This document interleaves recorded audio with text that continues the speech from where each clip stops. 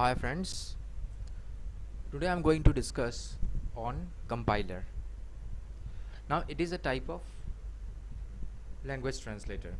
What it actually does. A compiler checks your entire program which you write uh, in either C or C++ or Java, which is known as source program.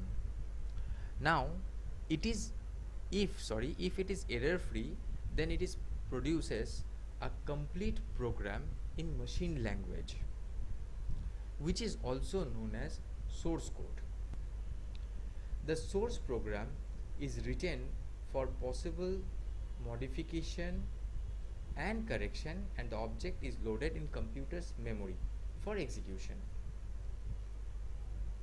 and the whole checking is done by compiler. I hope you understand what I have said. My name is Tomal Das, and my website is www.ttweb.in.